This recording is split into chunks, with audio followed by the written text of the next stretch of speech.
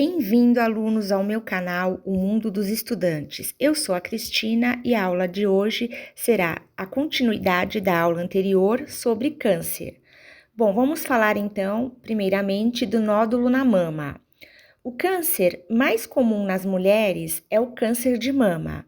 O primeiro sinal ou sintoma desse câncer costuma ser o aparecimento de um nódulo palpável em uma das mamas. Um nódulo maligno costuma ser duro, de formato irregular e bem aderido aos planos profundos. Temos também a presença de gânglios na axila. Ocorrem também alterações no mamilo, secreção sanguinolenta e alterações na textura da pele. Também são sinais de alerta que podem indicar esse tipo de câncer. O autoexame das mamas deve ser realizado mensalmente para que essas pequenas anormalidades possam ser detectadas de forma precoce. Porém, nem todo câncer de mama é detectável na palpação. Na verdade, apenas 10% é que são. Por isso, as mulheres devem fazer o seu exame preventivo com mamografia que é essencial. Porém, devemos saber que a imensa maioria dos caroços que aparecem na mama, eles são benignos e não vão indicar câncer. Porém, só uma avaliação médica vai ser capaz de distinguir se é maligno ou benigno. Além dos nódulos, outros achados são bem importantes nessa avaliação e podem surgir a presença de uma doença maligna. Por exemplo, o mamilo, ele pode se tornar mais sensível, mudar de características, ficando maior, mudando de forma, invertendo-se para dentro da pele ou ficando avermelhado e inchado. A secreção de líquidos, sejam sanguinolentos ou não, também devem despertar bastante atenção da mulher, principalmente se ocorrer em apenas uma das mamas. Pode ocorrer também presença de linfonodos, que são gânglios palpáveis ao redor da mama e nas axilas. Pode aparecer veias ao redor dos mamilos. Podem ocorrer alterações no tamanho e na forma de uma das mamas, tornando-as assimétricas. Pode ocorrer alterações na textura da pele das mamas e, às vezes, ela fica mais áspera e com a aparência de uma casca de laranja. Temos também um tipo raro de câncer de mama, chamado de câncer de doença de Paget da mama, que se manifesta com uma grande inflamação da mama, deixando ela bem avermelhada, inchada e muito dolorosa. Essa doença pode iniciar-se como uma pequena lesão ao redor do mamilo, às vezes bem dolorosa e às vezes com coceira, comichão, semelhante a uma espinha ou picada de mosquito, que em vez de melhorar, passa a crescer com o tempo.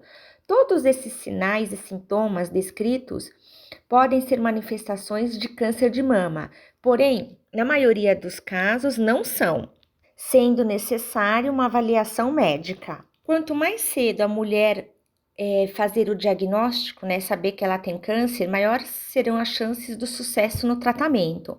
Por isso é muito importante fazer sempre o autoexame das mamas, que é indicado fazer todos os meses, para que essas pequenas anormalidades possam ser detectadas o mais rápido possível e a paciente se sentir, se tem alguma coisa errada, procurar um atendimento médico imediatamente. Existem mulheres que possuem próteses de silicone, porém, essas próteses elas não alteram em nada a rotina do autoexame. O melhor momento para se realizar o exame é uma semana depois da menstruação, quando as mamas ainda estão menos inchadas e sensíveis. Nas mulheres após a menopausa, o ideal é se estabelecer um dia fixo do mês para se realizar esse autoexame. Um outro exame também que é realizado, que é muito importante, que a mulher tem que fazer, principalmente depois dos 40 anos e anualmente, é o da mamografia, para a prevenção e diagnóstico do câncer. Ele é um procedimento simples, basicamente é uma radiografia das mamas. Para o rastreio do câncer de mama, indica-se a realização de mamografia em todas as mulheres, então entre 40 e 70 anos. A idade mínima e a frequência depende de cada fonte. Em mulheres que já apresentam uma história familiar positiva, o ideal é começar esse rastreio a partir dos 30 anos. E sempre que possível, procurar agendar a mamografia para depois do fim da sua menstruação, uma vez que o exame pode causar algum desconforto quando realizado no período pré-menstrual ou nos seus primeiros dias. A mamografia digital, ela é superior à mamografia convencional em mulheres com menos de 50 anos. Naquelas com mais de 50 anos, não há diferenças relevantes na taxa de detecção de lesões malignas. Apesar de ser um excelente exame, a mamografia também não é 100% sensível e pode deixar passar cerca de 15% dos tumores. Quando o câncer já provoca alguma alteração ao exame clínico, como por exemplo um nódulo palpável, a mamografia consegue identificá-lo em mais de 95% dos casos. No caso de mulheres jovens, ela vai apresentar um tecido mamário, uma mama muito mais densa que uma mulher idosa.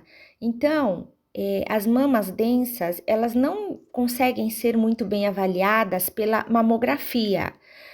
Por esse motivo, né, as mulheres abaixo dos 35 anos que detectam alguma massa suspeita palpável devem realizar a mamografia mais um exame de ultrassom das mamas. Então, é necessário fazer a ultrassonografia. O exame de ressonância magnética nuclear, ele vai ser dedicado às mulheres com elevado risco de câncer de mama. Entre elas, aquelas que possuem um passado de câncer mamário, que apresentam a presença de mutação genética do BRCA1 e do BRCA2 e a exposição à radiação durante a juventude.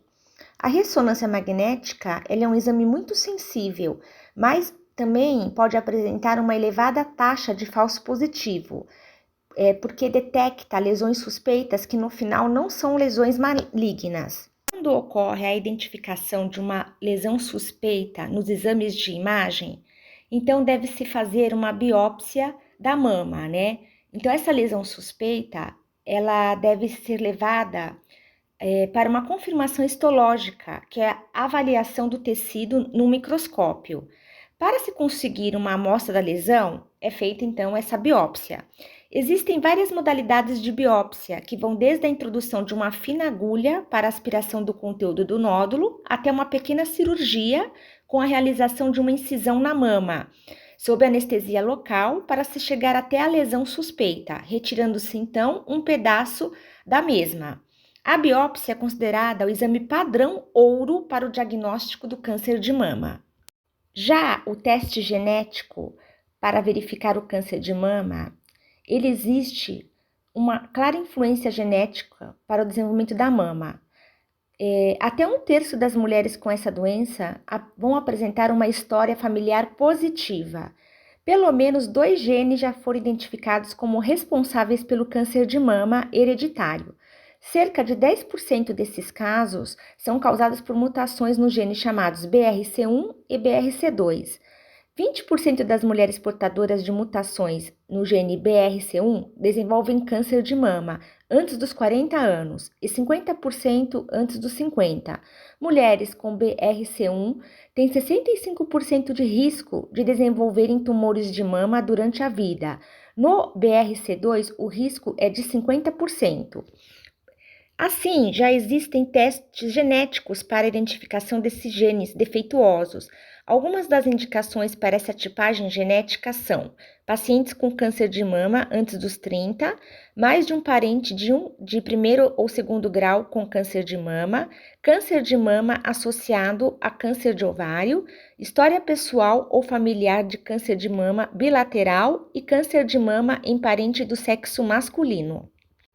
Os genes BRCA1 e BCRA2, eles são genes que todos nós temos e a sua função é impedir o surgimento de tumores através da reparação de moléculas de DNA danificadas. Tanto o BRCA1 BRCA1 e o BRCA2 são genes que vão proteger do aparecimento de câncer. Quando um desses genes sofre uma mutação, ele vai perder a sua capacidade protetora, e assim poderá aparecer tumores malignos, né? Podendo ser um câncer de mama, um câncer de ovário e até mesmo um câncer de próstata. Bom, alunos, chegamos ao fim de mais uma aula. Se vocês gostarem, deixe o seu like. Não deixe de se inscrever, porque essa série sobre câncer vai continuar. Vamos falar mais de câncer, de outros tipos de câncer mais para frente. E obrigada por assistir essa aula e bom estudo, alunos.